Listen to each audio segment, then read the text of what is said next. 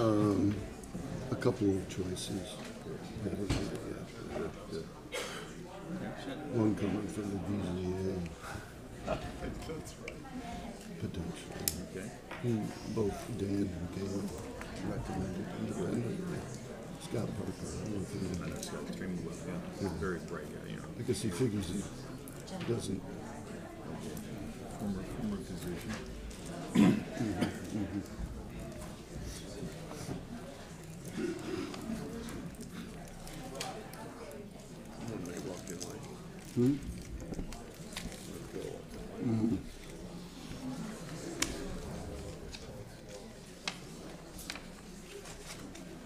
Mr. Simpson should be on the line.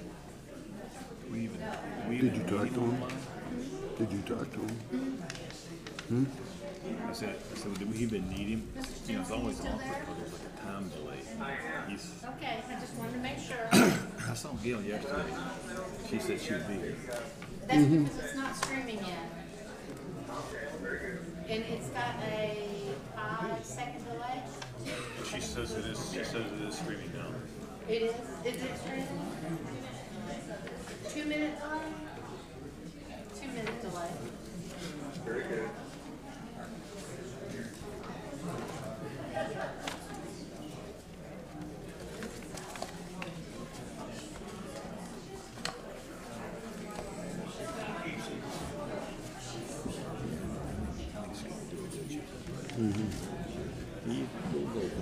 He's smart. He's been here for quite some time.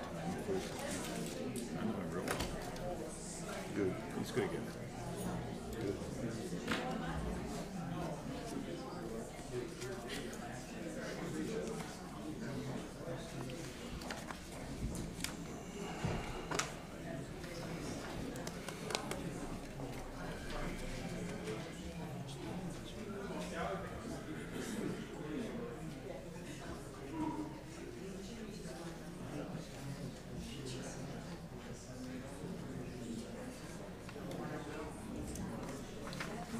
It's just really nice to see how we're going. I don't think we have to go. No. We don't have to be trained in it. Tell us what else. There she is. Tell her the mic. Can you see it yet, Mr. Simpson?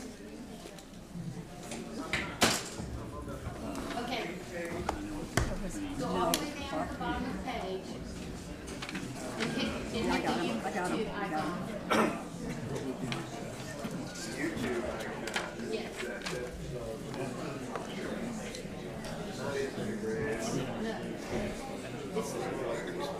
Okay. Because there's people watching, so I know that it's working. Okay, very good. Live streaming. Got it. I told you, I moved that front row back, so if I were to see the balls bigger. Tomatoes are right in the direction.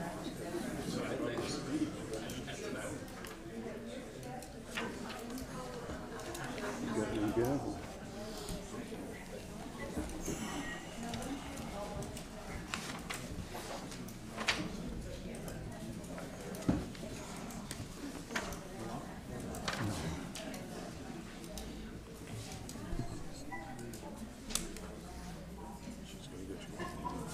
That's the clerk getting you one. Really?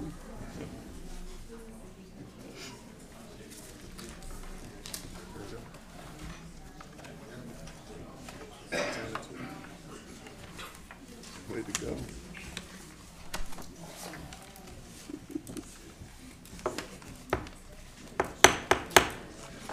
I'd like to call to order the December 5th regular meeting of the Keo Island Planning. Thank you. I'd like to call to order the December 5th, 2018 meeting of the Keo Island Planning Commission. Sorry about that. Technical difficulties. Could you call the roll, please? Yes, sir. Mr. Peterson? Here. Mr. Dowdy? Here. Mr. Talley? Here. Mr. Allen? Here. Mr. Prickett? Here. Ms. Messman? Here. Ms. Brett, we're getting a little feedback of your viewing of the live feed, which is delayed. So if you could accomplish that somehow, I'd appreciate it. Should I reduce the volume of the live feed or my phone? I don't know which. One or the other. You use phone and it'll off. Okay. Okay. The next item of business is the approval of minutes from our August 8th meeting, which is tab 1. Could I have a motion? So moved. And a second? Second. It's been moved and seconded. Are there any changes to these minutes? No comments? Hearing none, all those in favor say aye. Aye. Aye. We have no old business. We have an item of new business today, which has obviously brought everyone out. We will allow public comments after the town staff has made a presentation on this item. John?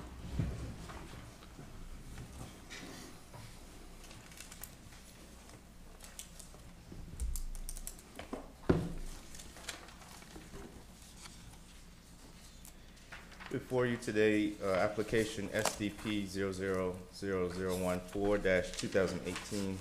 This is a preliminary subdivision plat requesting approval of Beachwalker East, also known as Parcel 13 in the Southern Pines Lane right-of-way. The approximate acreage is 22 acres, and 14.8 of that are highlands. Currently, the property is zoned R3/commercial, and it encompasses the area encompasses 4 parcels. Here's an aerial that kind of depicts the area. The subject request is the right-of-way of Southern Pines Lane. And what I will do is sort of go through an abbreviated timeline for you of Parcel 13 and most recent actions, just to give some context of where we are today. Back in 2017, this was the approved final revised plat, which showed a connection between Southern Pines Lane and Cape Point Road with a non-connection or a non-access easement for vehicles between Southern Pines Lane and Duneside Road. And so the plat before you today is a revision to that schematic, adjusting the right-of-way of Southern Pines Lane to now show a disconnection between Southern Pines Lane and Cape Point, but also creating a connection between Southern Pines Lane and Duneside Road. Subsequently, just a sort of a brief history on that. In 2016, the Planning Commission did approve a preliminary plat for this particular area, addressing specific concerns raised by the Planning Commission. The applicant came back after that May meeting and followed up in the June meeting with a schematic or conceptual master plan for Parcel 13 that sort of depicted the circulation pattern for future development for the area. And subsequently, the town received a conditional plat that was approved by staff in August of 2016. And following that, the plat that I showed just previously, the final subdivision plat, was approved this year in May. And so today, in December, we now have received today for this, the subdivision plat regarding Southern Pines Lane, a revision. In addition to this particular application, the town also received a MOU agreement between the applicant and the community association. And so within your materials, and you all are aware, the proposed sort of development standards that would allow some restrictions to be placed upon the future development or impact of this particular area in Parcel 13. What I'll do is I'll go through a few or most of what's within that development, the memorandum of understanding between the applicant and and the Community Association. And so just to help orient you just a bit, this is an exhibit that is shown of the area. The first being Southern Pines Lane. Oh, picture, we can get the lights that may help. Yeah, that may help. Southern Pines Lane, of course, it's the area of center connecting to Duneside Road, which leads back to West Beach.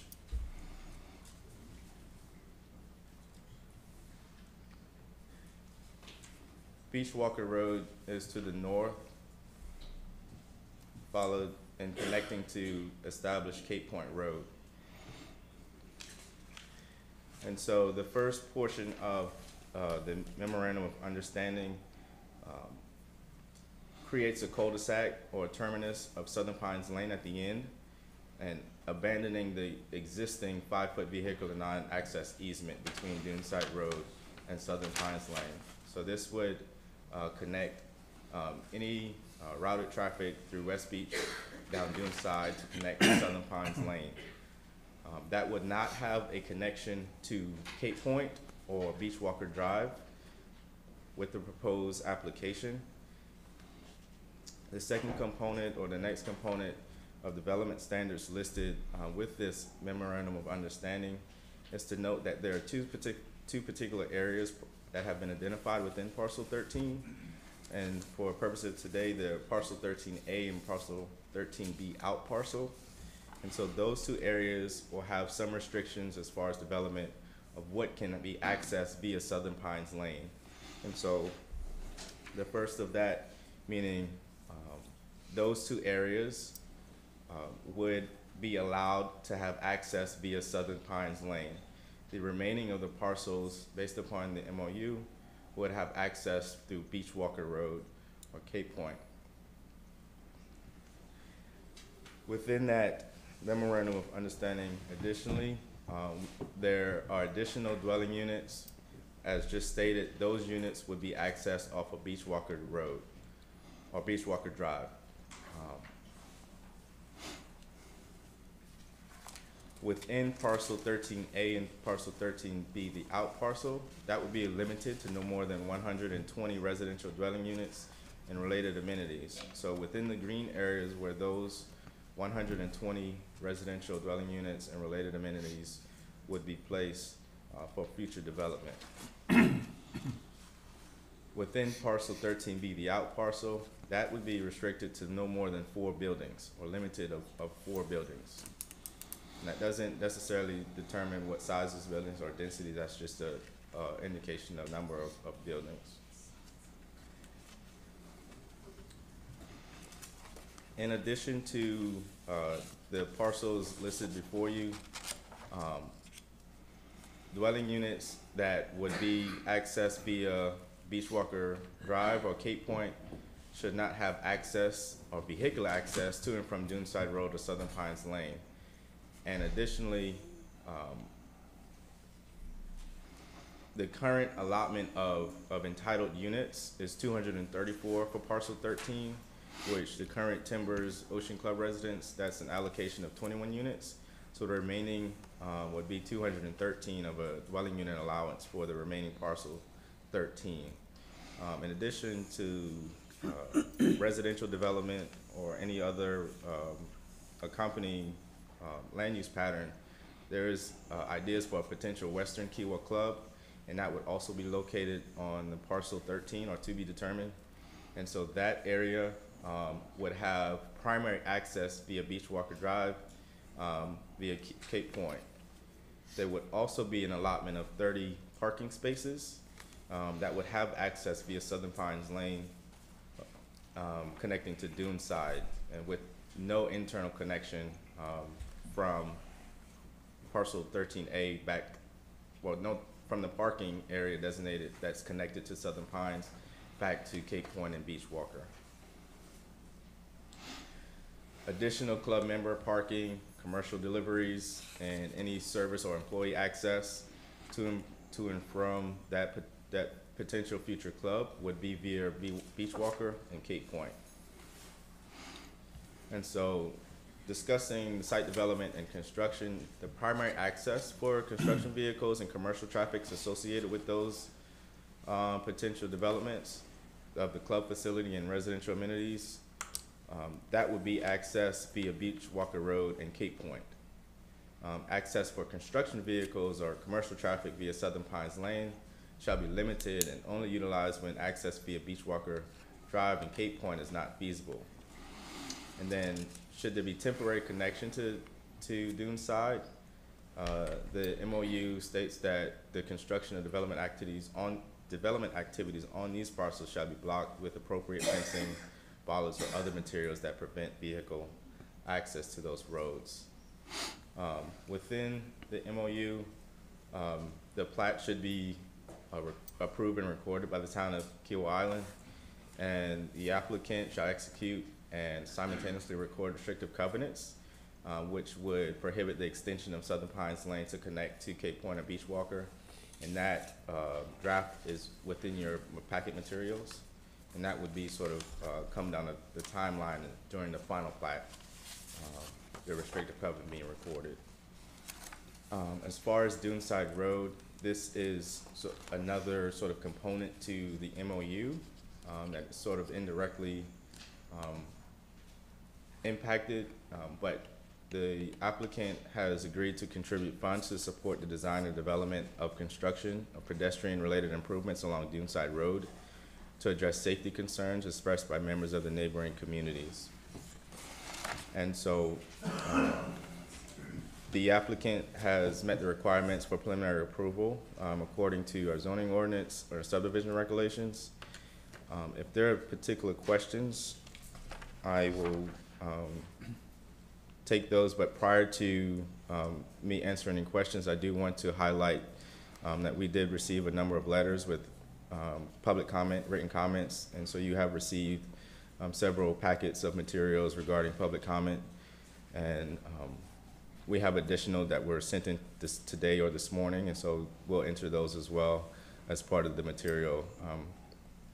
Additionally, if you do consider approval for today, staff is recommending that you look at the two conditions that are listed, and one being that there's an existing access and construction easement designated for parcel 13 in conjunction with the Timbers project, and so we would ask that that be amended to reflect the new language associated with the development of parcel 13 according to what's listed in the memorandum of understanding. And then as well, and so regarding the preliminary plat and sequential plats, the final plat, conditional, this MOU that's been attached be listed and referenced on that particular plat. Thank you, John. You're I appreciate it. How many folks here intend to speak? Okay.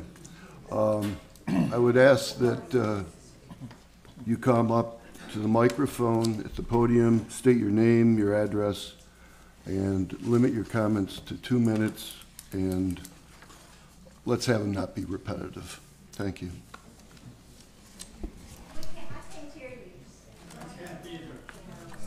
Well, I'm sorry, everyone raised their hand, so I assumed you could hear me.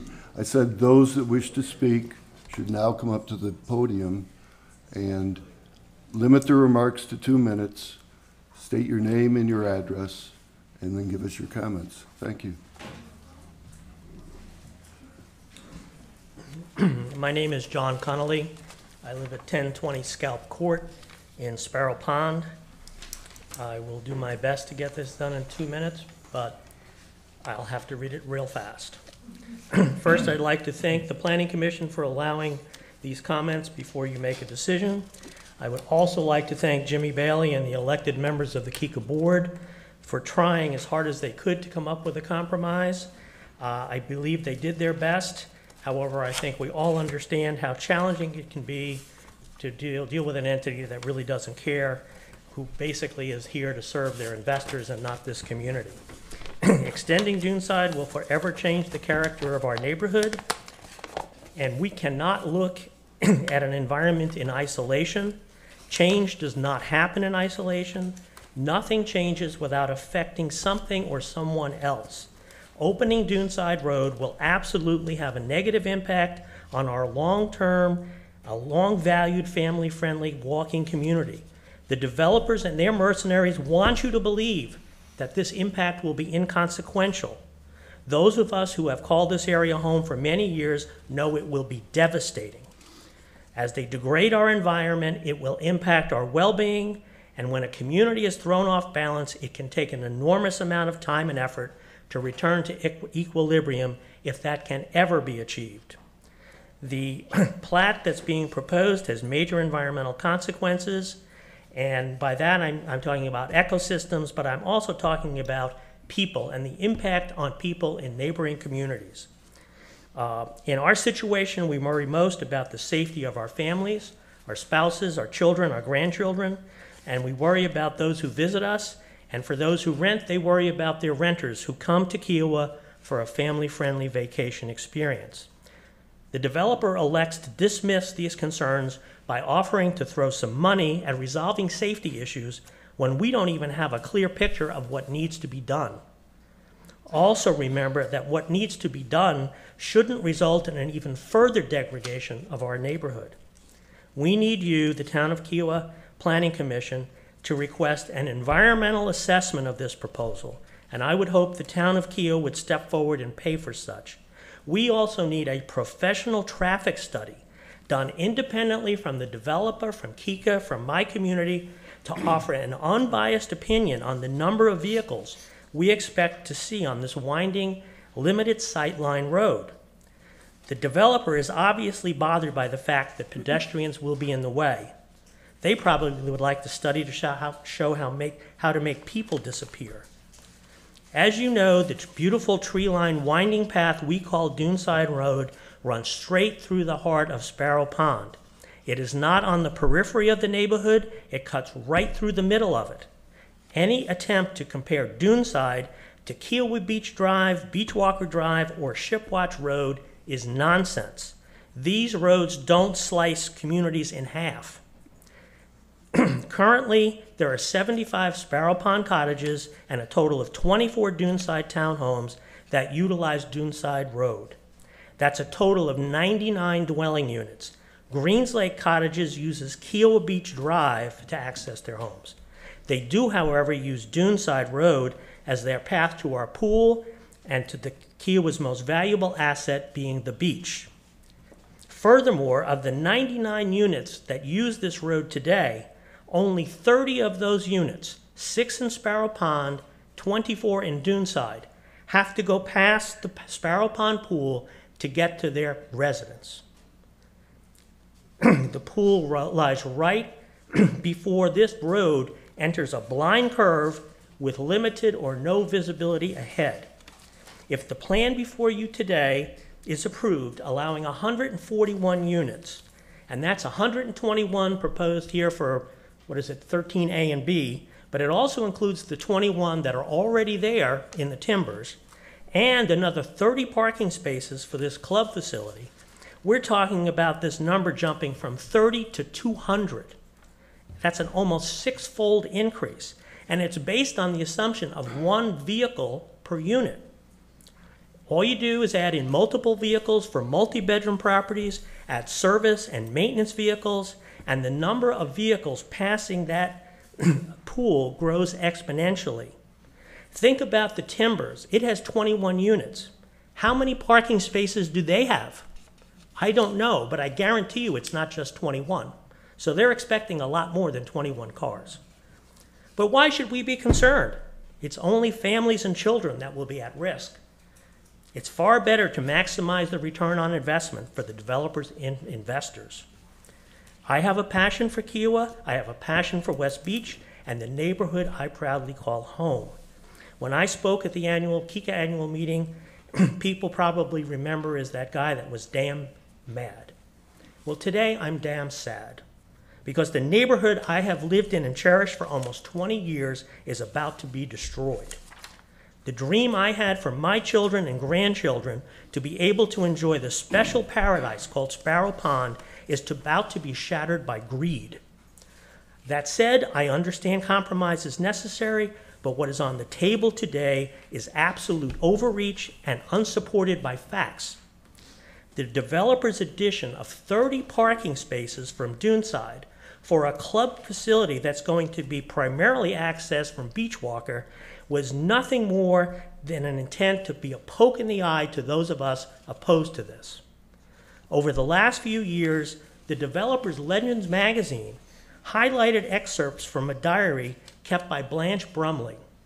It is affectionately known as Diary of a Kiowa Pioneer. Blanche's husband Frank was part of the early development of Kiowa, and in her diary, she speaks endearingly of Sparrow Pond and the wonderful walking community around the old Kiowa Island Inn that she experienced in its early years.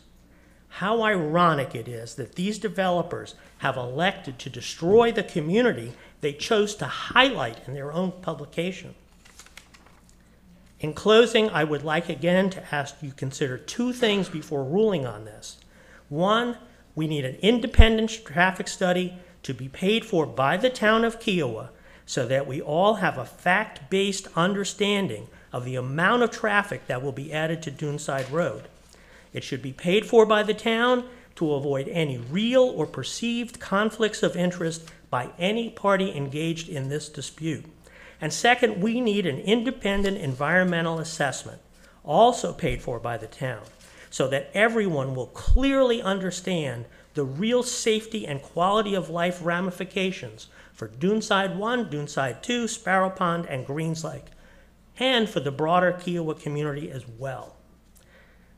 I thought it was interesting today watching the funeral for President Bush, and I was thinking about what it is we really need. We need a kinder, gentler set of developers who really care about this island. Thank you. Thank you, John. Good afternoon. My name is Tip Jennings. I live in Mount Pleasant. I'm 45 minutes portal to portal to my cottage in Sparrow Pond. I live, it's on Diodia Court, which is the last street before you hit the Duneside condominiums. And I come here today to really oppose any change to Duneside Road, and particularly the proposal that I heard, because first of all, it seems to go against what was promised earlier, this year and earlier, and it doesn't, and the speaker didn't explain why it had to be done. Now, the only reason I can think of why is that the people who've built the Timbers timeshare and will be building the other places assume they can make more money by having the access through Duneside Road and not have to go through the public road of Beachwalker, the Beachwalker Road. So I'd still like to understand, I'd love for you to inquire as to why this really has to be done, because I see no need for it. I walk a lot, and I'm 86, I have a dog that's 12, she's a Bedlington, and we don't walk fast, we amble along. We walk in the morning here in Sparrow Pond, and we walk in the evening. In the morning, it's a different story. There are crowds of people in the summertime. There are adults, there are children, there are people sometimes on a walker. There's someone pulling a wagon with beach equipment in it, and they're coming one way. And then later on, after I've walked around, I'm slow, I walk around Sparrow Pond, and I'm walking back. Here come the early risers who must have been down at the beach at 7 or 8 in the morning, and they're passing, they've been down the beach, they're coming back, and all this time, cars are trying to get by. Now, there are no sidewalks. There's a strip of sidewalk by the pool, but that's it. There's no sidewalk on Duneside Road. So you're always walking in the street. So I'm walking with my dog, and I try to hug the edge of the road because these cars have to get by. And bless their souls, most of them are polite, and they look out for you. I'm not too sure that'll be the way when it changes into the Kiowa Partners Road. But in any event, you'd have to go down there to appreciate the number of people who use Duneside Road. It's phenomenal how many people are walking along, and without sidewalks, they have to use the street, and they are exposing themselves now to injury and to harm by being out in the middle of the street. But there's no other place to be if you want to walk to the beach, as most of them doing, or walk back from the beach, or like myself and other dog people I meet, run into each other, and you're walking your dog as best you can under the circumstances. And so, to me, I just submit that there's no reason to change things. This is a small 2-lane road for a neighborhood road. It's not a high-speed road, like it would become, I'm sure, a very dangerous road if it's changed. And then at night, it's a different story. It's pitch black dark. I leave the house about 10 o'clock at night with Annabelle, and we walk down to Duneside Road. I don't go to the right this time. I don't want to go up near the pond where the gators are. I figure I'll just go left. Well, you're right there at that sharp turn where Duneside turns into that long stretch that will connect with the proposed road. And it is so dark that the light doesn't come through. They have these oak trees there, these live oaks, and they just shade out all the light, shade out the moon. It's completely dark. And at one time I was walking and I bumped into a deer in the middle of the street. And there we were standing, looking face to face. Fortunately, it wasn't a buck. It was a doe, and she went one way and I went the other. So this is a very, very difficult road to cross now. And what I do when the cars come along at night, I wait, and then Annabelle and I scurry across the road to the little bit of sidewalk that's there.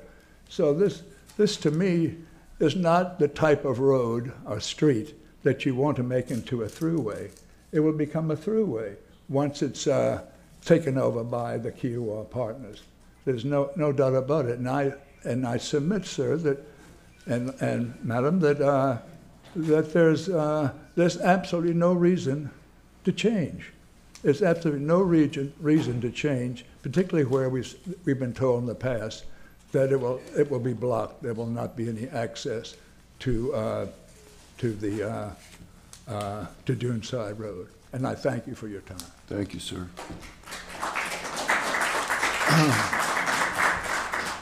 I really would ask for comments to be more succinct and not repetitive. Thank you. Well, sorry, Fred. Greg Kaczynski. I live at 1091 Duneside, which is right on the corner of this dark, very sharp corner. And it is currently dangerous at that corner. I have, in the last year, I tried to count it, almost hit 4 kids walking down that road. So I'm sorry that this is slightly repetitive, but the issue is twofold. Until a proper safety study is done, I can't understand how anybody responsibly could approve the use of that many more cars on that road. And until that safety study is proven, we won't know what the environmental impact is going to be, because the only thing they can do is create a sidewalk. Well, to do that, that's going to be hundreds, if not thousands, of trees brought down. And if you own a property on this island right now, you can't bring down a 3-foot tree. But they're going to allow them to bring down, I don't know how many fully grown oaks and pines. It just doesn't make any sense. So without any kind of safety study, traffic study, and without any kind of environmental impact study, I just don't understand how this could even be contemplated. It would be irresponsible and probably open all of us up to litigation and liability from the dangers of that road. Thank you. Thank you.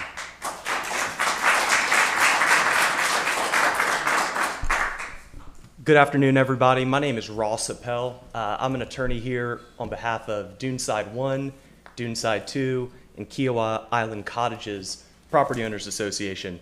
And I wanted to sort of go back a little bit and talk about sort of where we've been and where we find ourselves today.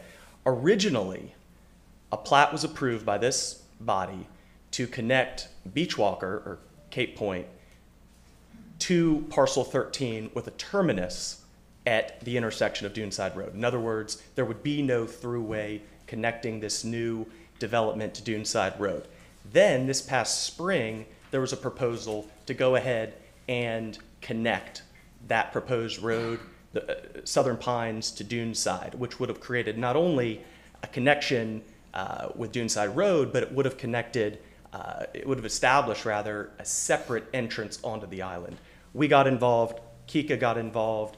Thankfully, that plan was averted. The developer abandoned that effort, and we appreciate that. That would have been an absolute disaster. So we appreciate everything done so far by Kika, the staff, and even the partners. We've met with them, and we've worked through some issues, and we have made some progress. So when this whole second bite at the apple came about this fall, I got a call again from my clients. I thought this matter had been resolved with finality back in May, but we were faced with this proposal that's before everybody tonight. To the town's credit, they required this MOU be part of the plat approval because the staff knows full well, as evidenced by the attendance tonight and the attendance at the meetings this past spring, that this is a very serious issue that my constituency and my clients are concerned about in terms of safety and everything that you've heard so far. So I want to be clear, we were not involved in the negotiation of the MOU. That was something that took place between Kika and the partners. We first found out about the MOU's terms after the document was signed. And my client's question to me was very simple. Is the MOU sufficient? And really, that's the same question that is being presented for this body tonight. Is the MOU sufficient to address the safety concerns that really lie at the heart of the subdivision criteria that you're called upon to adjudicate today?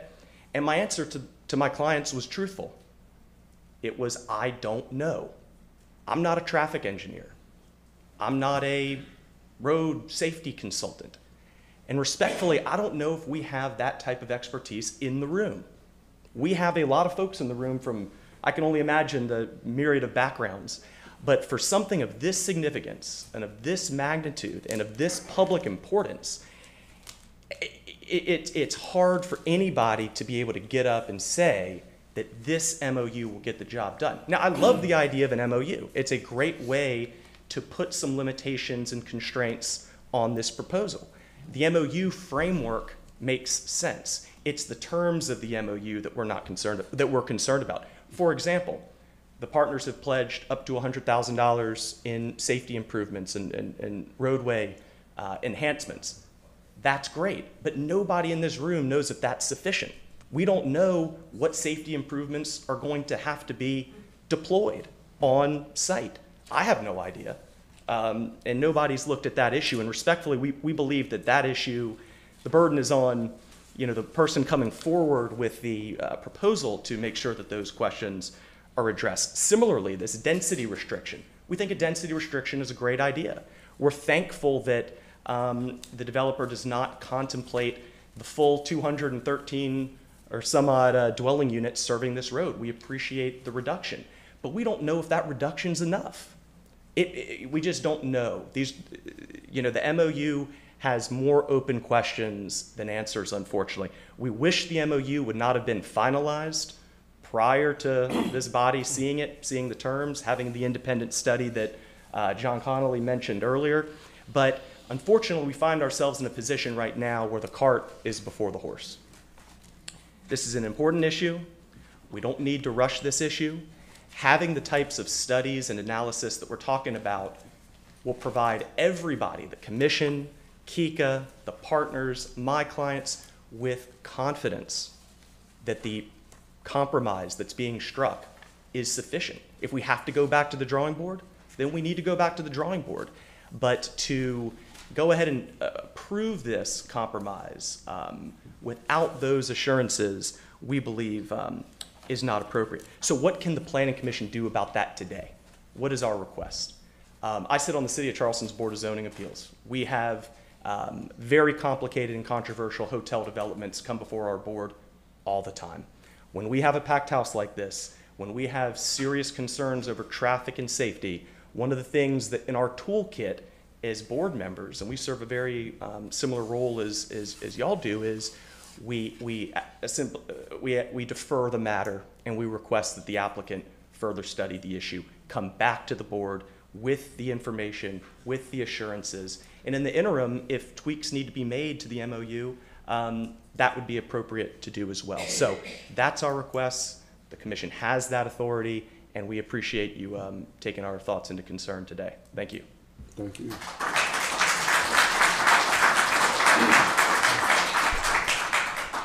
Good afternoon. I'm Dr. Marilyn Larrick, and I live at 1082 Terrapin Court on Kiowa. I wish to speak concerning the significant public safety issue that this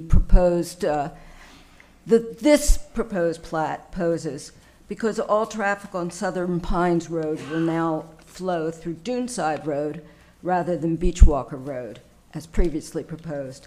Beachwalker Road, as currently constituted, is wider than Duneside Road, 24.5 feet of asphalt roadway with an 80-foot right-of-way, versus 22 feet of asphalt roadway with a 50-foot right-of-way.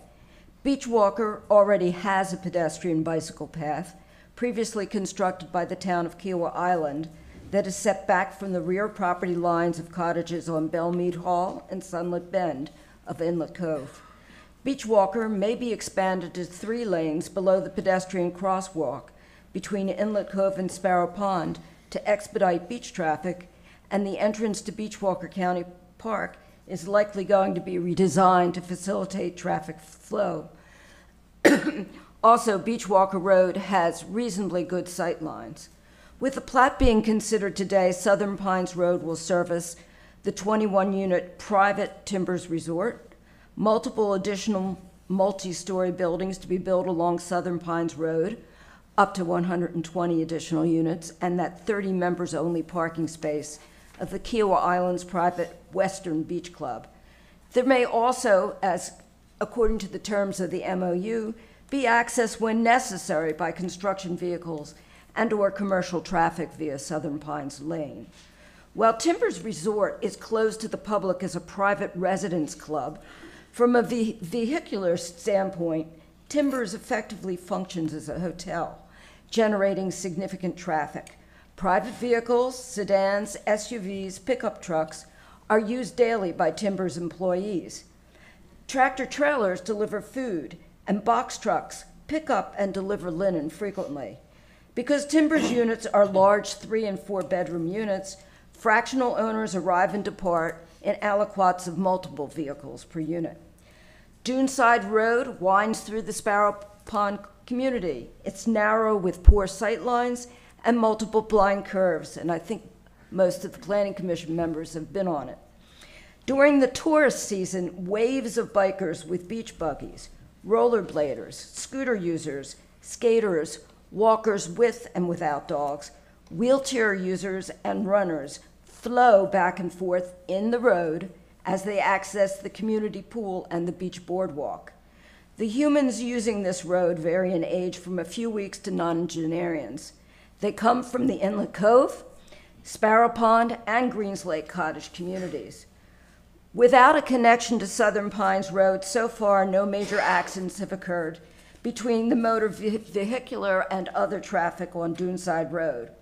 However, if the Planning Commission approves today's preliminary plat, it's highly likely that major accidents involving significant injury and/or death will likely occur there. As a retired anesthesiologist, I know how difficult it is to resuscitate pedestrians who have been hit by motor vehicles. Those who survive generally do not return to the lives they led before their encounter with cars and trucks. According to the MOU between Kiowa Partners and KICA, KP will contribute to KICA up to 50% of a maximum, and it's hard for me to understand whether that's $100,000 or $200,000, for the design, development, and construction of pedestrian and/or safety-related improvements along Duneside Road. It should be noted that Duneside Road directly abuts the rear and/or sides of 18 Sparrow Pond cottages. Importantly, as we've reiterated multiple speakers, no traffic or community impact study has been submitted with this proposed plat. I urge the Planning Commission to delay approval of the proposed plat for Beachwalker East until a traffic community impact study can be performed during the tourist season, Memorial Day through Labor Day. That's when you see all this traffic, the non-vehicular traffic, to determine whether it is possible to construct pedestrian and/or safety-related improvements that will decrease the likelihood of motor vehicular accidents involving the residents and visitors to our Kiowa Island community and home. Thank you. Thank you, Noreen.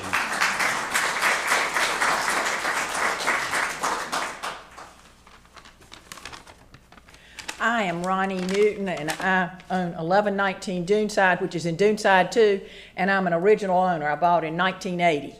And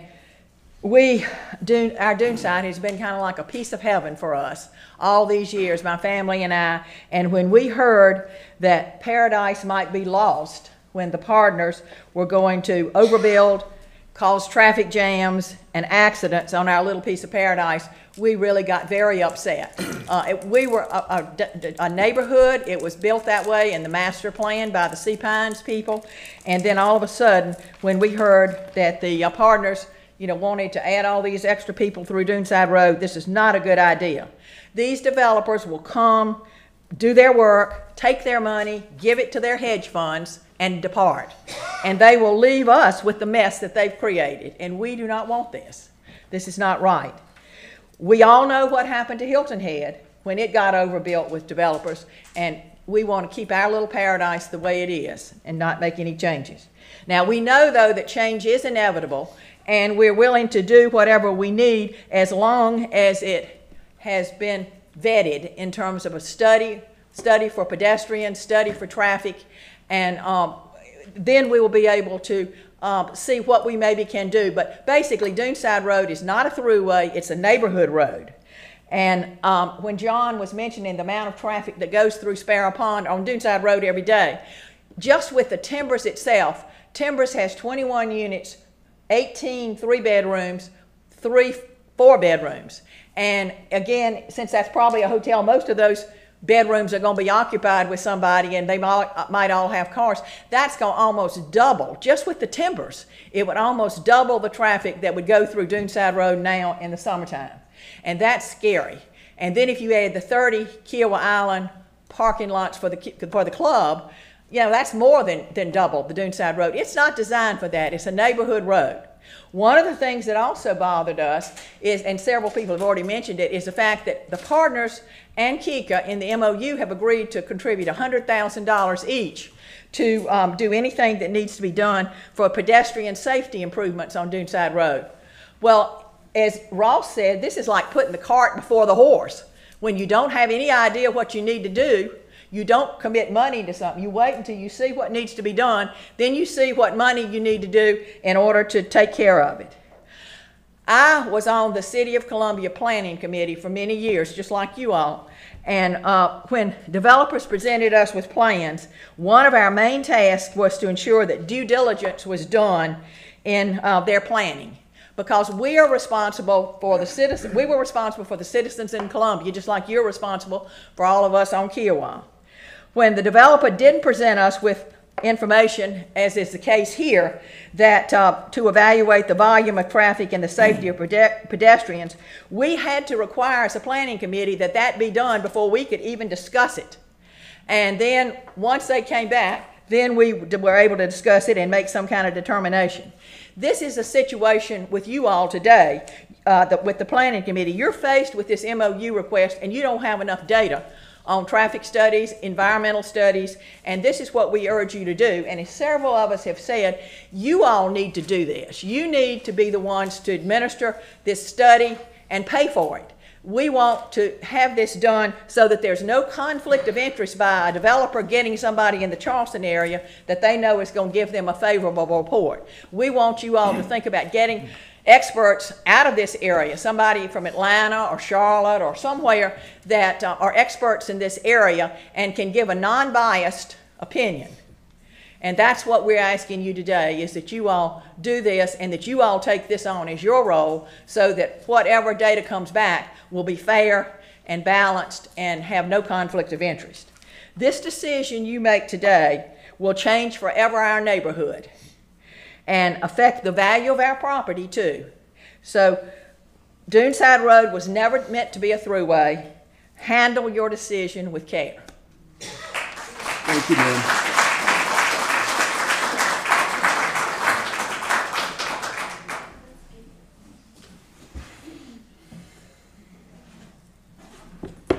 Hi, I'm Dr. Shari Deldo. I live at 190 Sandwich Court. I've been a homeowner in Kiawah Island since 2011. And so you don't have anybody medical, so I thought I'd come to the podium and give you a couple of medical devastating scenarios that I see that can happen on this road. So when you have, even if I wasn't a homeowner on Kiawah, and I just looked at this plot and I just looked at this road, do I have everybody's attention? Thank you. Ma'am, I'm listening. Okay, I just want to make sure I have your attention. We've already had one doctor at least speak, so. All right, well, I'm the second one, and I'm going to give you a scenario. Ma'am, So- we're not, please, we're not interested in I'm scenarios. sorry, I just wanted, okay. So even though you have all these parcels that are here, these 176 cars that are going on this road, that are going on this very narrow Duneside Road, I'll give you some scenarios. The very first scenario I could give you, and I did it myself, I turned to talk to the person next to me as I was moving a couple of seconds down the road, and I've been an ER doctor for 30 years. It'll be 30 years this year, actually. So as I looked to the person next to me and moved the car several feet down the road, well, several seconds went by and I turned, the next thing I know is I would have hit the child that has come out in front of my car. But because there's going to be a lot of other cars behind me coming out of this Timbers Resort, that person behind me hit me, and that person behind then hit them. And now you've got maybe a 2, 3, 4 car pileup because everybody's trying to hurry to a destination. No one is really paying attention. Quite often people text. The most common way people text is when their car's stopped. So they think they're stopped and they text and they think the car is moving in front of them, and then they put on their gas, but the person in front of them has stopped. So actually they hit them in the rear. And then you've got this 3, 4 car pileup on this very narrow stretch of road. And then you've got a person who's trying to leave, who's upset that there's this pileup. So now they're trying to go around them. And as they go around them, then they hit somebody else. And now you've got an ambulance that can't even get to its destination because you've got a gridlock or a blockade on this very small, narrow stretch of road. So if you're trying to put that many cars on this narrow stretch of road, you definitely need some sort of study or pedestrian study or study by somebody in the know for neighborhood roads. And the next scenario I want to give you is a scenario of the runaway cart or the runaway stroller or the runaway bike, the runaway skater or the runaway skateboarder. The way they go, the seconds they move, there's no way that your car is going to stop for them, especially if you've got cars behind you that are pushing you to go forward. So as they push you to go forward, you're tempted to move faster. And next thing you know, especially around that very narrow bend, which I drove around that very narrow bend many times coming either northbound or southbound, then that runaway little kid, the biker, the stroller, the skateboarder, whatever, they're going to come in front of your car. It's different than driving now because you're kind of driving calmly, but once you're driving being pushed by people behind you, pushed out of your vicinity by people behind you that are in a hurry, so they push you and you go faster, then it's going to cause more accidents. And same way coming out inbound, and then the gridlock from the lack of fire engines being able to get down there, by the lack of ambulances being able to get down there because you've got a gridlock in your area. So I just can't, for the life of me, understand why we didn't, y'all didn't, the community didn't talk about putting all this vehicular traffic on these roads before they built these parcels. And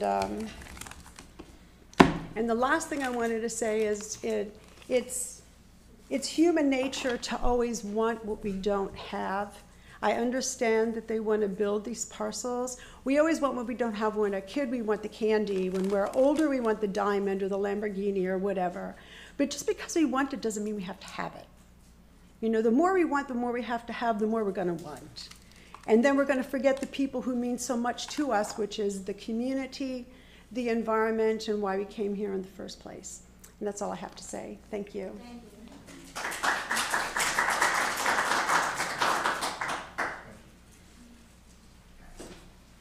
Thank you for your time. My name is Andrew Greenspan. I will be brief. I own a unit at 1123 Duneside. You asked us not to repeat. One thing that somebody mentioned that I think we need to highlight is there was a provision that I saw for construction vehicles. I do live next to Duneside. There is a commercial kitchen. There also is a laundry service. Just about every day we see a 60-foot 18-wheeler parked outside of Duneside that comes from Beachwalker. So there did seem to be a mention of construction vehicles coming in from Beachwalker. But in addition to all of this car traffic, you know, it's similar, I think, to a mini sanctuary in that there is no freight or service entrance to the timbers. And they do get 60-foot trailers, I believe, daily. So that's got to be included in the study, that it's not just cars, but commercial 60-foot trucks. The second point, not the expert on Kiwa development. I do know a little bit about development, and it seemed to me that we pivoted when the developers threatened or proposed a straight-through connection to Beachwalker. When they backed off that and came up with a compromise, that's when it appears as if some people said, oh, this is great, they're not connecting it. Kind of a contrarian approach.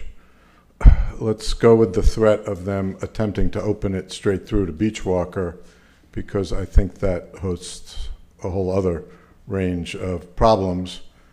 And again, I don't know the details, but I would doubt that that could get approved.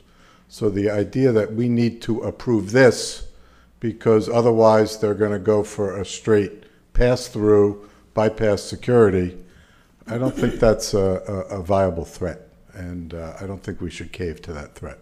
Thank you. Thank you.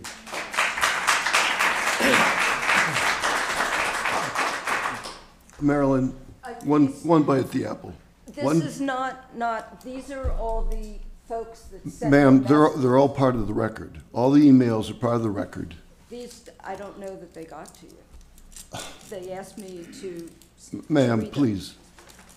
May I read the names of the folks that, and you can see whether you have it, and I'll be happy to give it to the, for your public records. Paul and Beth Eshues, 1054 Shoveler.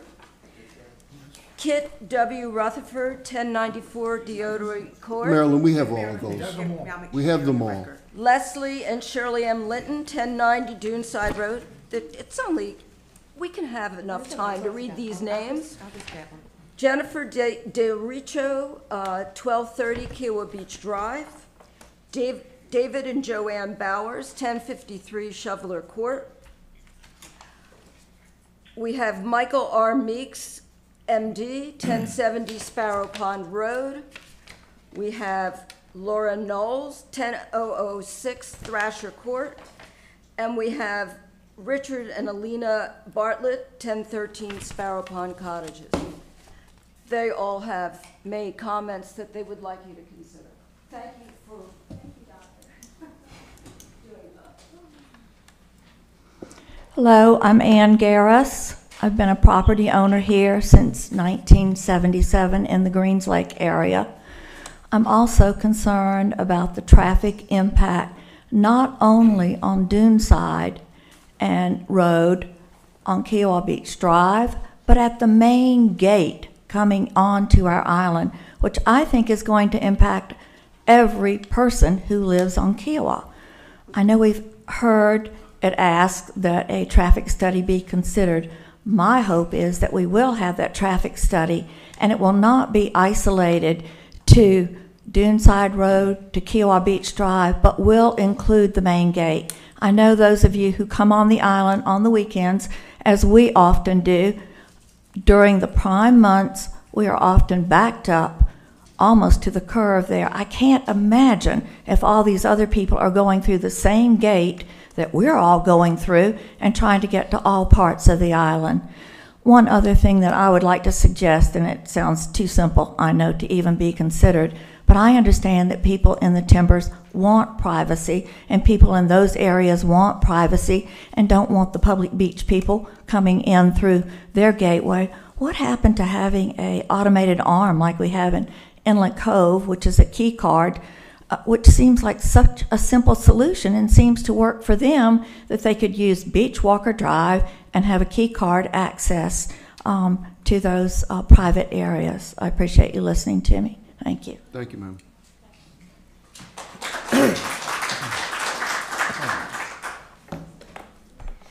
Wendy Kulik, 38 Marsh Edge Lane.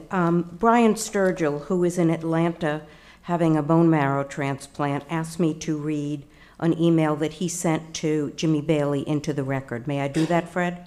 Sure. Thank you. Jimmy, this document that I am attaching comes from Kika and is sent to all Kiowa residents and needs to be corrected if you truly want to be transparent and truthful. The message you now send is one of achieving a great victory for residents by, quote, eliminating the prospect of a second gate onto Kiowa, unquote. Not only is this untruthful, but substantially misleading. This communication is so egregious that I am at a loss to explain how a person of integrity could allow it to be printed. You or your writer totally neglected to reference the new opening onto Duneside you are now asking to be approved by the Planning Commission. Just like the Timbers timeshares being allowed against Kiowa rules as long as they call them something other than timeshares, a new opening into Duneside from Timbers without a gate is not a new opening in your new Kiowa speak, or at least not worth mention in this communication. Worse yet, your communication seeks to declare a victory for residents by avoiding an extension of the new unmentioned opening onto Beachwalker, yet this is not the key issue of concern to most residents affected and won't affect anyone else as long as the opening to Duneside wasn't approved. You are well aware that the real issue is where this Timbers traffic would now be allowed to flow through Duneside, and is only made worse by the anticipated scope of the new plat you are asking be approved. All of this is so wrong. Not only is Kika selling out the safety, security, and family communities of Sparrow Pond and Greens Lake for a promise of a cul-de-sac not being extended to Beachwalker. And parenthetically, did you consider the credibility of these developers when it comes to these type promises? Did you think to ask why a cul-de-sac and not just a terminal point to the road of extensions weren't anticipated? Most importantly, you don't mention the safety and community impact on residents, which will result from the nature and numbers of new traffic on a street designed for community living and not through traffic. Yet you are putting out a document which implies all is well with this new developer's plat to all members of Kiowa. This, like I said, is so wrong, it leaves me asking myself what else we can do to stop this. We previously had Kika opposition. We had Planning Commission opposition in a prior attempt by the developers to punch through Duneside. And now the public document Kika puts out indicates the issue has been resolved and the new plat is before the Planning Commission for approval. If we can't count on our appointed and elected officials to represent the residents and not just the developers when it comes to serious issues like this, can't we at least expect them not to work against us with a publication such as this published document? And Brian lives at 1 Summer Islands Lane. And now, Fred, I'd just like to take a minute to read a joint statement from Diane Leader at 306 Palm Warbler and myself at 38 Marsh Edge Lane. There are numerous reasons for concern regarding the memorandum of understanding between Kiowa Partners and Kika, and any one of them gives us pause. We are disappointed that Kiowa Partners' proposal to open Duneside Road to the Timbers and other properties to be developed west of Beachwalker Park appears to be heading to approval by Kiowa's Planning Commission. While the plan under consideration addresses many of the community's concerns about island security, the safety issues associated with more than doubling traffic on that road remain. We have reviewed the MOU recently signed by the partners and the Community Association. There are several serious concerns we feel it is essential this commission addresses before approval is granted. I'm not going to read paragraph 2C in the agreement, but it refers to the future Kiowa Island Club facility and the 30 parking spaces. It is not uncommon that in season, the current club's beach facility parking lot is full. It is reasonable to assume that any 30-car parking lot at a new facility at the west end of the island would also be full at times. Once the parking lot is at capacity, cars will reach this full lot and be turned away, creating additional traffic across Duneside Road. We suggest the partners be required to provide online access to parking information so traffic to a full lot is discouraged and hopefully eliminated. Paragraph 2D in the agreement about access for construction vehicles. It is to be expected that construction and commercial traffic will be delayed during the summer season when beach traffic on Beachwalker Road is at its worst. This is also the time when pedestrian traffic on Duneside Road is at its heaviest. Without further definition here or clear limitations, it is likely the partners will want to move the construction and service traffic to Duneside during the summer season, when additional traffic, particularly construction traffic, will be most dangerous. Considering future construction will take place over the course of several years, this is a very serious problem. And regarding Kika paying 50% of the costs, it was unclear to us in the memorandum of understanding whether the maximum is $100,000 each for Kika and the partners, or a total of $100,000 and therefore $50,000 each, and that language should be cleared up. This clause seems to suggest the partners are being generous by sharing the costs of safety mitigation. We strongly disagree. According to the development agreement between the town and the developer, the partners construct the infrastructure and the roads and then deed them to Kika. Obviously, the roads, which are the infrastructure in this case, need to support the developments they serve. Kika owns Duneside Road, which was designed and constructed to accommodate the current Duneside and Parkside communities. It was deeded to Kika when it met those needs. This road cannot accommodate the additional traffic from the Timbers and the partners' new development without modification and safety mitigation. Members of the Community Association should not have to shoulder any portion of the cost of safety mitigation required by more than doubling the traffic on this road. The partners are requesting these changes, and the partners should pay the entire cost. We strongly urge this commission to address these concerns with the MOU by imposing additional conditions on the developer before the plat is approved. If the commission needs additional time to evaluate these concerns, it should delay its vote. It comes down to major points that have been made before. The town has responsibility for ensuring the public safety of its citizens, all who work here and all visitors.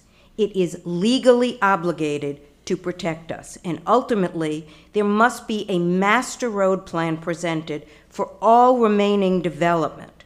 This master plan must address the intersection, movement of traffic in all yet to be developed areas, and the interaction of any increase in traffic on previously existing roads. We should not be addressing traffic and transportation piecemeal, neighborhood by neighborhood. Thank you very much. Thank you, Wendy. Hi, I'm David DiStefano. I live at 31 Burrows. I'm also chairman of the Public Works Committee for town, and we are working on putting a third lane to ease the traffic into Beachwalker Park. Prior to the resort doing all the detours, I got in my car and drove from Timbers out Duneside to the front gate and going out through Beachwalker. From Timbers to the front gate going out Beachwalker is less than 2 minutes. Going the other way, and we're going to have a lot of traffic around the resorts, almost 4 minutes. My concern is that all the people in those parcels, very often, most of the traffic goes off island. You're going to Freshfields or you're going to Charleston or somewhere, that they're going to get pretty tired of going through that very, very narrow road, going around the rotary where the resort is, and going out the front gate, and they're going to, again, say, we want to go out Beachwalker. That's going to come after they develop all of this. And when you get way down into parcel 13, it's probably going to take 5 minutes to get to the front gate. And I'm just concerned that this isn't the end, even if they get what they want. And as you can see, the one parcel that they're going to access to Beachwalker Park, well, that's a logical place for that to access anyway. I don't think they were ever going to ask that to become in Duneside. So it's just from the standpoint of why do they want this scheme, I think it's a marketing that they're inside the gate. And it's the only reason I can think of, because logically to get around the island, whether you're coming on the island or going to Freshfields or going anywhere else, it's much faster and much easier and much safer to go out Beachwalker rather than that maze of roads to get out the other way. So, you know, I can't even see why they're asking for this. It's illogical from an access to the island standpoint. Thank you. Thank you.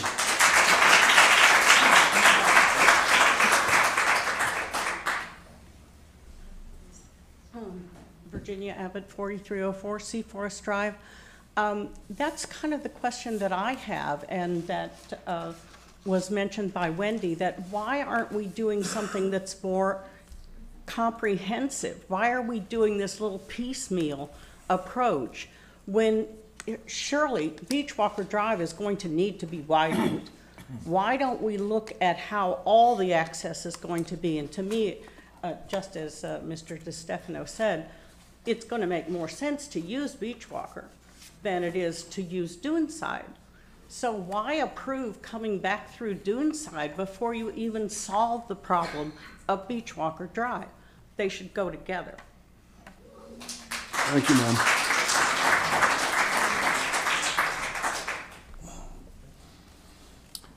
Does the applicant wish to make any comments?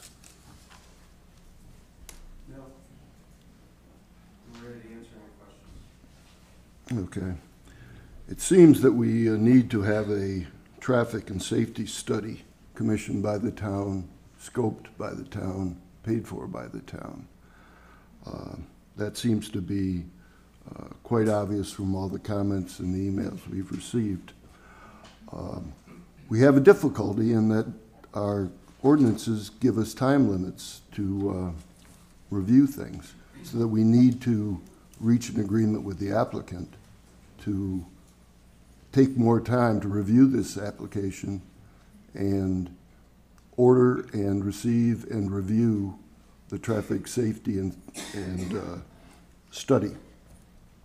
So if you gentlemen represent Kiowa Partners and can answer this question, can we have 45 days? Mr. Chairman, members of the commission, my name is Mark Primar. Along with Ray Pantlake, I'm here representing the applicant, and appreciate all the comments. The short answer is yes. We had proposed in the memorandum of understanding, as well as other informal conversations, the importance and the need of assessing safety improvements, most certainly for pedestrians, but bike traffic patterns, and take into account road patterns too. So we support the request and the request on behalf of the Planning Commission to evaluate that. And we understand that that there's a propensity for the town to take the lead in that. So to the extent all of us in this room can provide information for whoever's going to conduct the study. Our only request would be, you know, we've been in this process for quite a while now. And every time we've been asked to take a pause, reconnect with various groups, most notably the Community Association, in terms of the urging for the Memorandum of Understanding. And we also agree with the idea of a Memorandum of Understanding being clear. And what we're hearing is there are other areas of clarity that are important to that. And as you know, we reached out to representatives of the property owner base too, very early in the process for it. So we're aligned with this idea to get to a better place, not only for the existing property owner activity in that area and their guests, but potentially future property owners and their guests in that area too. So my only sort of comment would be, this is December 4th or 5th, right? Plat has been in process for a while. This is far more important than a shot clock because we all, as reference, we all live with whatever the solutions are. To request a specific number of days, you know, we know what we would accomplish if Ray's asked to do studies like this and seeks guidance with professionals specifically skilled in this. You know, he has a very specific time frame to it. So that's what we would seek, is a time frame that we can everyone in this room and others can see what the recommendations and report are for how to improve the patterns in that area. We believe we're in compliance with the development agreement. We believe we're in compliance with the subdivision regulations as published. We understand that this is a unique condition here that warrants extra study, so we would support that. But, you know, we would, and I think everyone in this room is owed a time where we can look toward, you know, some at least update a report. So I don't know if I'm answering your question, but we support the intent and the role that additional study would be made. Well, I suggested 45 days, Mark, which would get us to January 20th, something like that. I'm sorry. Excuse me, folks. I can't hear. Mark, I suggested 45 days, which I think would get us to about 20th of January.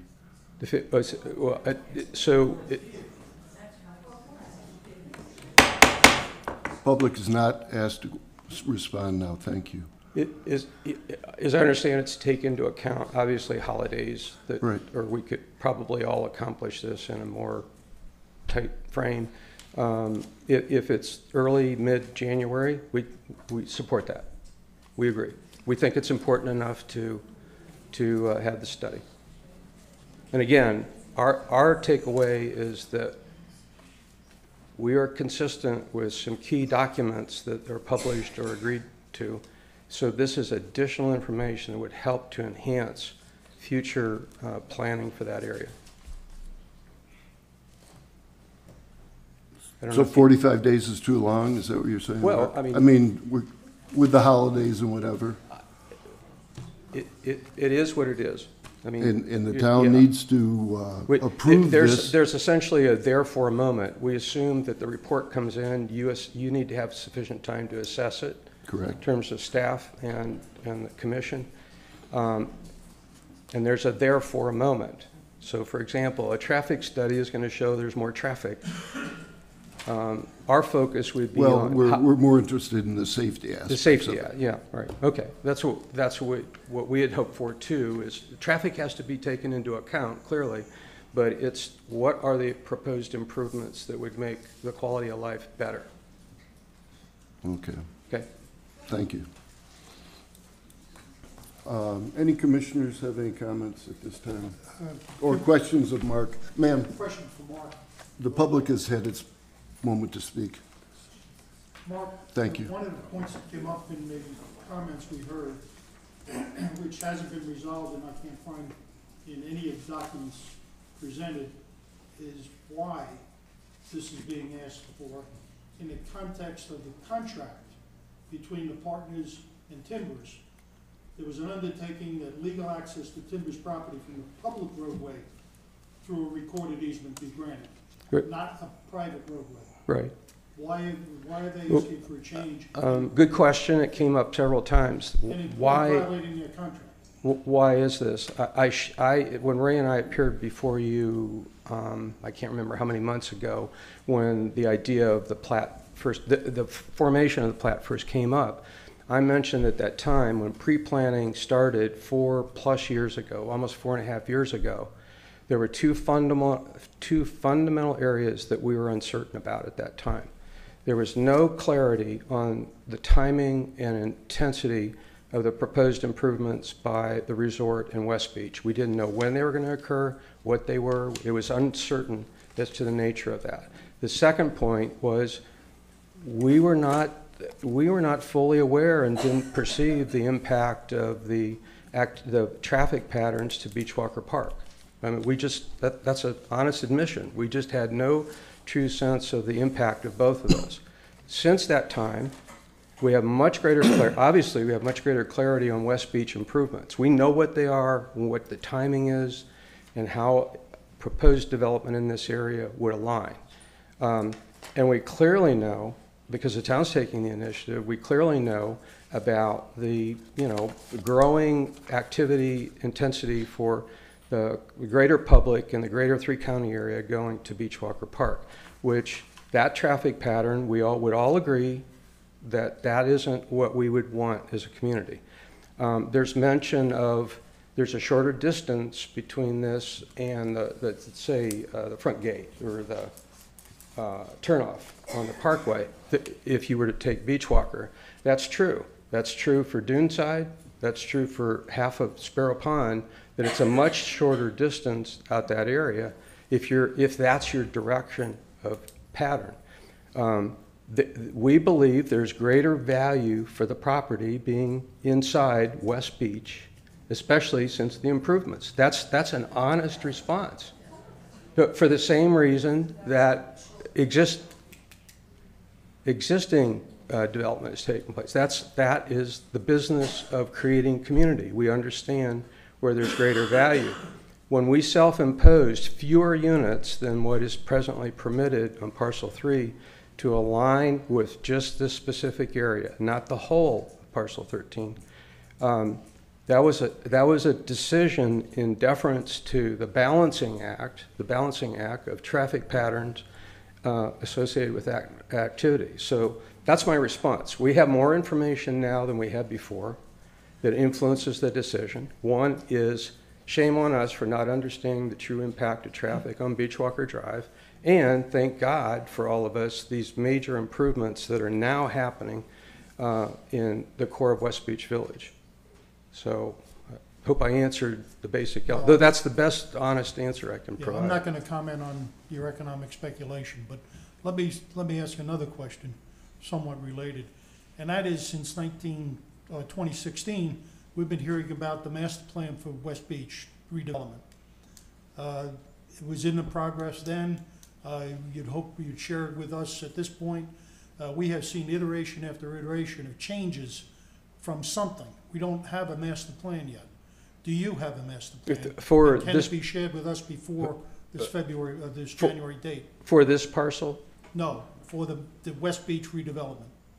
Not the resorts redevelopment, the partners redevelopment in West Beach. No, that's what I meant. This parcel, the ownership, the holdings of the Kiwa Partners in West Beach. All of it. Which is a combination of this as well as parcel up by the general store. The old Beachwalker office The park. proposed beach club and all the rest of the properties, excluding Captain Sam's. We already know. No, right. I shared with you in the greater public a conceptual master plan for this parcel. I want to say a year ago, right?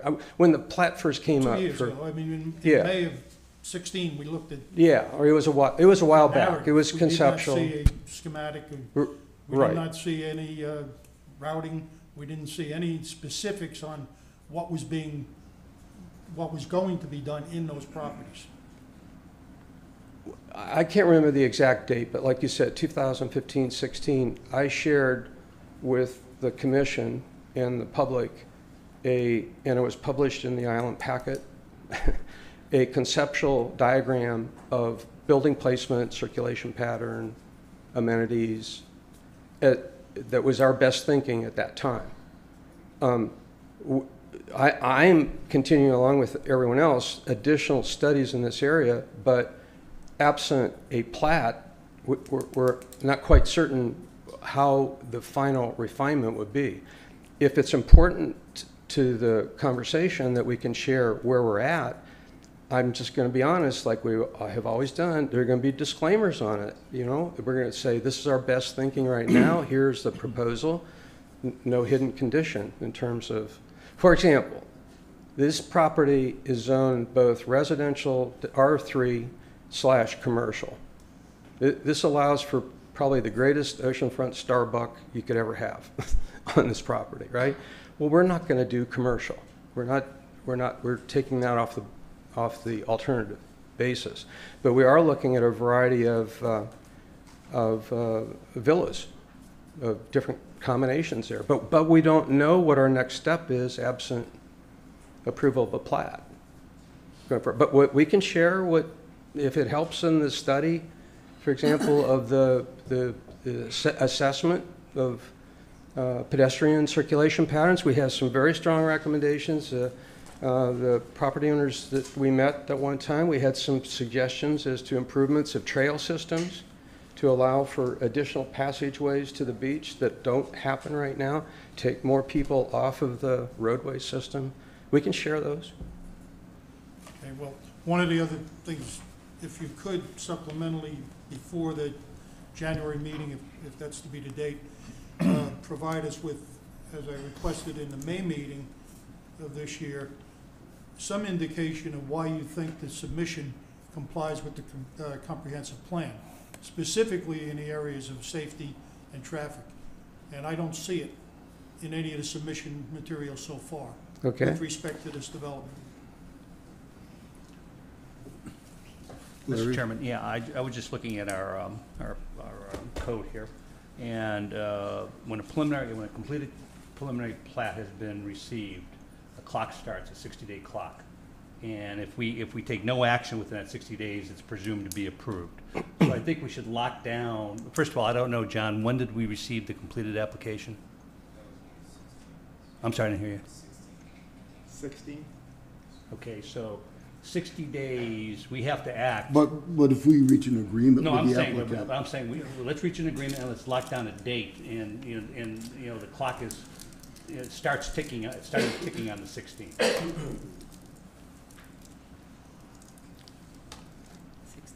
On the 16th of November, John? Yes. Yeah, it's not the 16th of December yet, so. Yeah, it wouldn't give us much time. October was I was worried about. So you gotta get it before, meeting before the 16th of January. Unless, but there is a provision here that we can agree for an extension. All I'm saying is that whatever that adds up to, we ought to lock it down as a specific date, so we don't, either side, accidentally stumble into something that we don't intend to. Mm-hmm. You in concurrence with that, Mark? Well, I mean, I don't know when the shot clock starts, but we are not in the business of a roundabout way to get approvals. Agreed. I'm just saying that we have too much of our future left to. All I'm saying is that by code, right, that would happen. I think that's a fair observation. Well, one person that does keep track of the shot clock is that gentleman right there, because he's held accountable. No, I was pointing to Ray. I wasn't. Right. So what, I mean, we need to take the time necessary within reason to accomplish this assessment. But I'm being honest with everyone in the room. We started this process, Ray, 7 months ago. I'm talking about our process, not the shot clock part. So what John Wooden used to have this phrase, be quick but don't hurry. It was like be responsible with the time frame. I don't see a lot of basketball people in the room here right now. That's all right. We need a date. That's all I'm saying. We need a date that we need to adhere to. Put into the record and use that as a target that everybody agrees to. I would like to think that a responsible professional team, which you're going to hire, would accomplish the necessary assessment within a reasonable time period to then allow for the community and the professionals and you to take a look at and offer commentary. You know. What would be a reasonable time frame for you? Well, for us, if Ray were to pick up the phone, he would accomplish this by the January 1st, whenever the scheduled planning commission meeting is. If we need more time after that within the month of January, we get that. I mean, I think we're going to have to go out and hire one. We can't tell you how long it's going to take them to finish until we get a contract. But is it possible that the reasonable time frame can start with the contract? Ray, you need to answer that. I mean, Ray knows more about the nature of those kinds of professional relationships on it. I thought the 45-day proposal was reasonable, particularly accounting for 2 weeks of holiday time. Right. So 45 days starting today. Well, 45 days from today is how I understood Mr. Peterson's suggestion, and so that would put us in somewhere mid-January.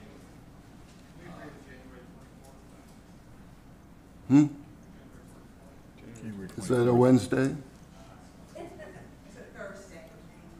January 24th? I mean, I guess we have to mutually agree on a date, right? Right. Yeah, and I agree. Right. So is January 24th, which would be 47 days or something? Right. And the intent there is that would be a day like today where we can all, in a public forum, right? Correct. So Oh, yes, that we would have a meeting. We understand would expect to have received the report prior to that. Right. Disseminated it to the public. Everybody's had a chance to look at and it. convene on the 24th. Correct. Right. Yeah. Good. I'm Fred. Dan, do you have any comments? Fred. Well, oh, I'm sorry. Someone, his hand has been up. We're, the commission's meeting now. Thank you. Yeah, I'm fine. The only question I have is from the mayor is are you going to involve your safety commission in this? Do they have to be pulled into this? I can't answer that question. I don't know what we will do. First of all, we'll have to pull together the Ways and Means Committee this week for a special meeting to approve the study. We will have I have a new public safety chair sitting over here. She and I will consult with her. So I don't know the answer. Okay, because that's okay.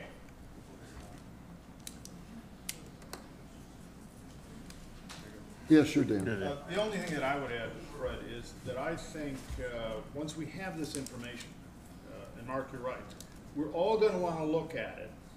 And then out of that will probably come a number of recommendations of things that may or may not change.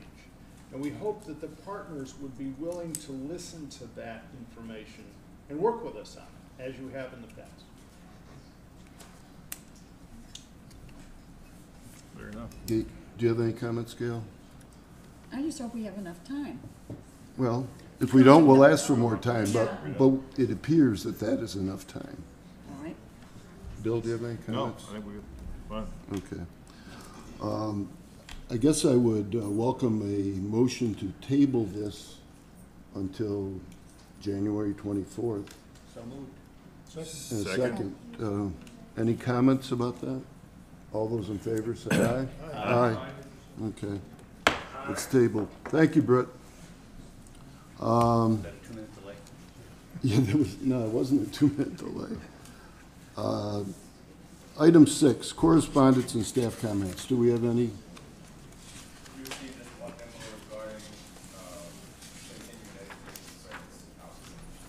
Right. Did we get that?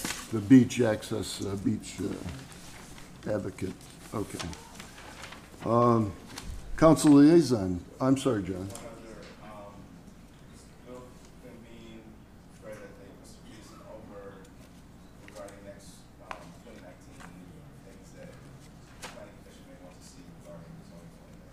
Okay.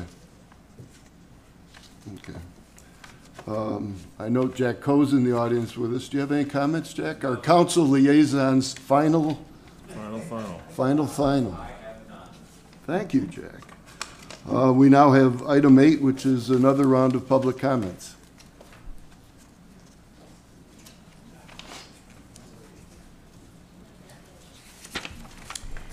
Diane Lader, 306 Palm Warbler. Thank you for the extra time, Fred. I'm a little calmer coming to the mic right now.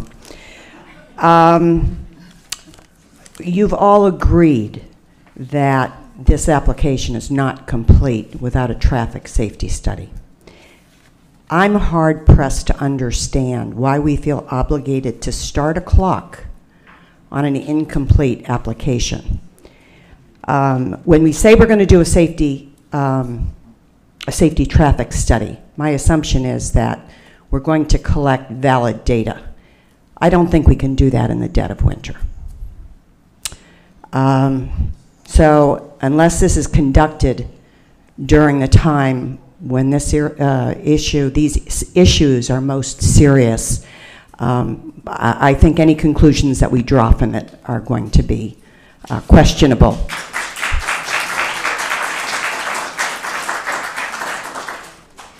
Thank you. Thank you, Dan. Hello again. I promise to be brief here. I really appreciate the partners' receptiveness to restudying this issue, and whoever was the one that brought up the 60-day time limit raised a very good point. There are time limits under the law that the Planning Commission has to act on the request.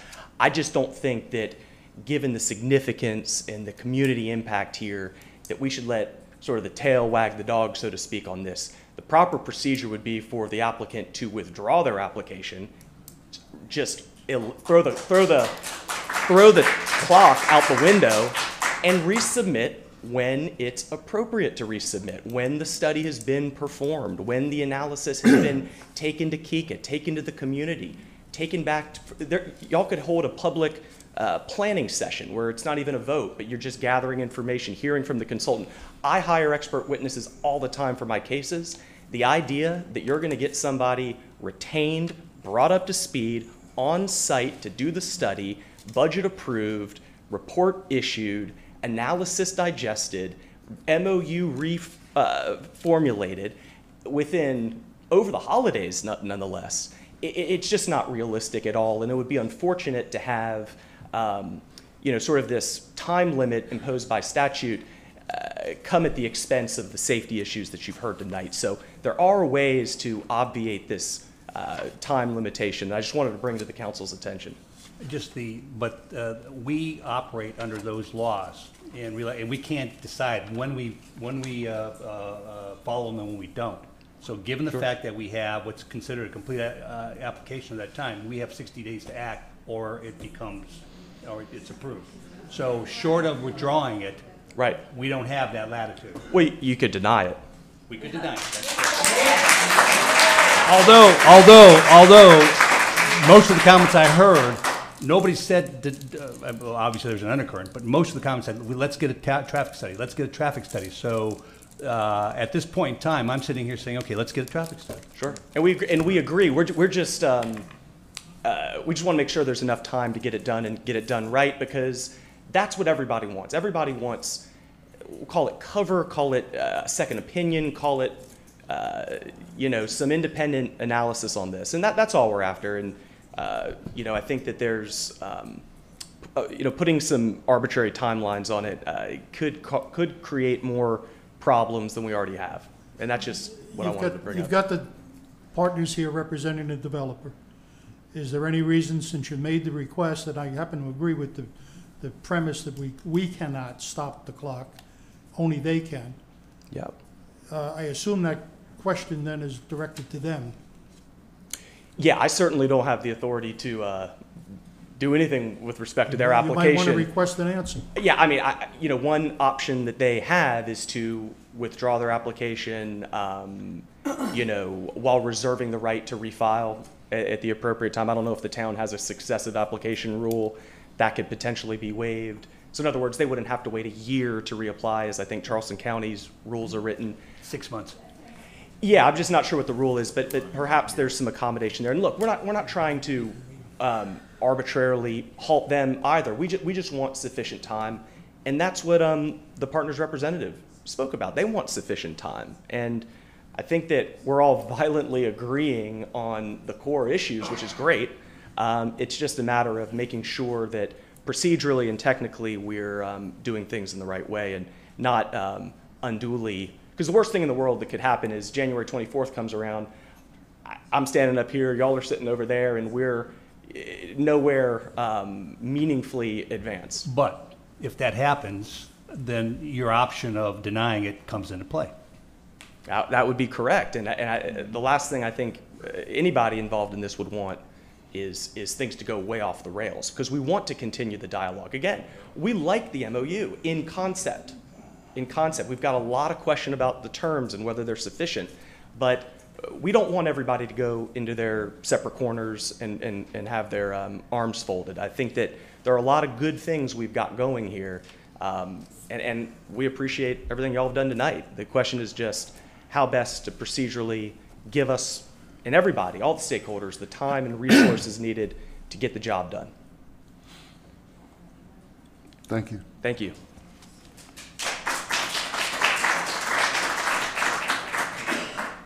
Marilyn Larrick, 1082 Terrapin Court, and thank you for giving us 2 citizens' comment periods. I just wanted to reemphasize that I'm very pleased that there be a traffic safety study, but I live here year-round. I'm one of the few people that's left on Kiowa Island during the months of January, and there is no one around. It will be really, really hard for someone who's doing a traffic study to envision what goes on during the tourist season. So I know you're constrained by your time limits, but the more appropriate traffic safety study would be done between Memorial Day and Labor Day, when all the folks are there.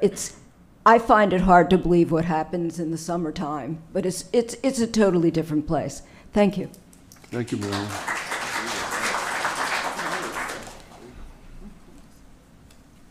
Virginia Abbott, 4304C Forest Drive. I don't even live in that area, but I am concerned about this time limit that you're putting on this. It seems to me that it absolutely has to be done in the summer. The study won't make any sense at all if it's not done in the summer. And have I heard you correctly that if they withdraw, then they can come back in 6 months? Or if you deny, they can come back in 6 months? If we deny, they can come back in 6 months. What about if they withdraw? They can represent. They can represent. Whenever they wish, right. Well, because you really need 6 months to do this proper traffic study, I still say you should deny it now. Ma'am, and if I can just address the audience, we have an ordinance, Larry, lots of rules, and we have to follow them. And that includes, we've already tabled it. We've already agreed on a January 24th date. If that date doesn't work, I am confident that we and the partners will work something out. They are not, as Mark said, ones to watch the clock, and I don't know your John Wooden expression, but whatever. On January 24th, we'll have all the options available to us that we have right now. Correct. They'll all be available. We can have an extension. If we're not satisfied with the study, we can deny it on the 24th. All we're doing is we're giving the partners the courtesy of trying to get this done in a time frame that they deserve to have considered. Sure, Dan. The other thing that I want you to understand, I think, is in looking at the engineering firms that might be available to do work like this, they have databases about what our traffic looks like in the summertime versus the wintertime. They would make projections about what the impact would be during the worst periods and during these light periods. They're not going to simply take the data that exists over the next 45 days and use that exclusively to determine what the impact of this would be. That would make no sense. So we've got some options there to explore with these people and see whether they've got enough data to support that. If they don't, then we've got to look at other options. I agree. Thank you. I'll be brief. I believe I was misunderstood. I would like it turned down. As studying is fine, but one of the members of the commission said that they heard the general public requesting more studies rather than it turned down. So I'm just coming up here to clarify that I would like to see it turned down.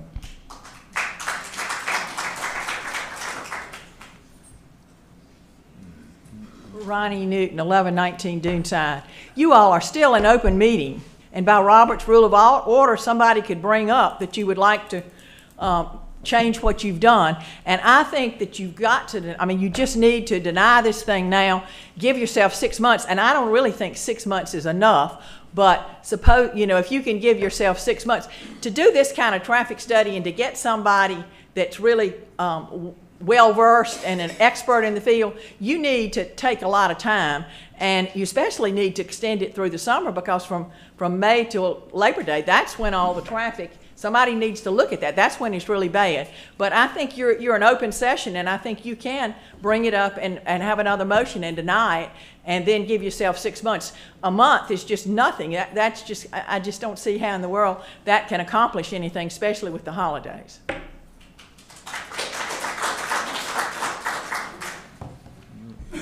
Wendy Kulik, 38 Marsh Edge Lane. Andy, I wanted to ask you a question because you know far more about the comprehensive plan, probably more than anybody else. And you mentioned that this would, I think I understood you to say that this was not in compliance with the comprehensive plan. If that's true, what are the ramifications of something being approved that is not in compliance with the comprehensive plan? Well, excuse me. My understanding was that the applicant was going to resubmit, and this was back in the May meeting. And one of my suggestions was, one of my requests was that they indicate, which is part of what we have to approve, why it was in compliance, so that we can recommend that a plat be filed or something that is consistent with, not inconsistent with, but inconsistent with the comprehensive plan. If it's not, it's a basis for denial. Thank you. The only thing I was going to say is that I think we're going to know a lot sooner than January 24th if we can meet January 24th. Correct. So in deference to, is there sufficient time? We're going to learn early in January whether there's more time needed. So I don't think we should go right up to the 24th and then have another intense discussion about, is this, we're going to know if more time is needed. And everyone should be aware of, you know, is it a new date out there somewhere? Now, I would like to think the reverse is also possible too, that we might learn something a lot sooner. But I kind of sort of think that's not going to be the case on this one. So I only say that from a process standpoint, that, you know, for those that are worried that that's not enough time, Ray and I are going there, well, it's going to be over on 20. No, I mean, we need to figure out a way to get to a better place on this subject. So I think we'll learn much sooner than the 24th. Not the content, but is the process going to be sufficient for that? Mark, do you happen to know whether or not the golf resort had a traffic study done when they went to the West Beach redevelopment? Yes, they did. Is that information available to a consultant? I would assume it is, and if not, we would request that. I mean, I would, if Ray and I were on a team that was hired by you to study this, there's a short list of things like that. Where have there been previous traffic studies? What were they done for? What were the conditions at the time? and not just there, but anywhere else that helps expand it. So I think that's a good get relative to information that expands knowledge about the condition. You know, we all know that an additional, let's say additional 6 months is referenced. That's going to be in the middle of the most intense construction of the hotel. Is that going to be a fair representation of traffic in that area? Probably not. So the combination of previous available information, I agree with the comment that really serious professionals have really good archives and analogs that they can draw from, as well as assess the condition. So, you know, I'm pulling real hard that we're going to all learn a lot more information that will make it better. Thank you, Mark. Thanks, Mark. Next item on the agenda is item 9, commissioner comments. Gail, do you have any comments? Not at this point, no. Okay. Bill? Nope. Dan? Larry? Yeah, 2 comments. First of all, referencing the strategic plan, the town plan, comprehensive plan, is that under the transportation element, quoting from the plan, while the town is not responsible for their maintenance and replacement, it is a responsibility for the safety and welfare of the citizens in driving these roads. So that's as specific as the town as it gets. So we do have a responsibility for safety through the strategic plan. And the second thing I just want to reinforce is that, I think I've said it twice already, all the options we have today are going to be available to us on the 24th. All we've done is push it out and ask for more information. So I'm comfortable that we could either ask for another extension, we may have the answers, we may decide that we don't have an answer and deny any request is an option. So that's all available to us on the 24th of January. Thank you, Larry. Andy, any further comment? Just one comment, and it's rather off the subject of the approval process for this plat, but among all the comments we received, there was another constant theme, and that related to whether or not Timbers is actually, quote, a fractional ownership versus a timeshare. I happen to think that if you look hard enough, you might find that the substance by which they're operating differs from the form of a fractional ownership requirement.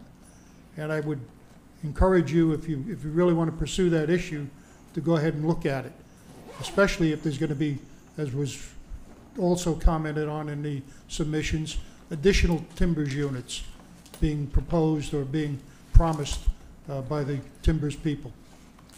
So in any event, that's just an encouragement.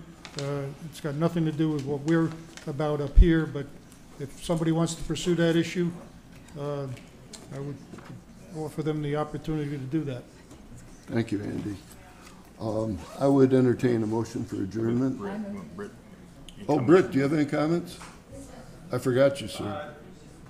No, just thank you for the citizens for all the information. I would hope that this traffic study not only looks at the impacts, but hopefully gives us some specific ideas about the pedestrian and vehicular separation and how that might be accomplished. Great. Thank you, Britt. Thank you, Brett. I move that we adjourn. Okay. A second. It's been moved and seconded. Do we adjourn? Any other comments? Or all those in favor say aye. Aye. Aye. We stand adjourned. I don't know if we get paid enough.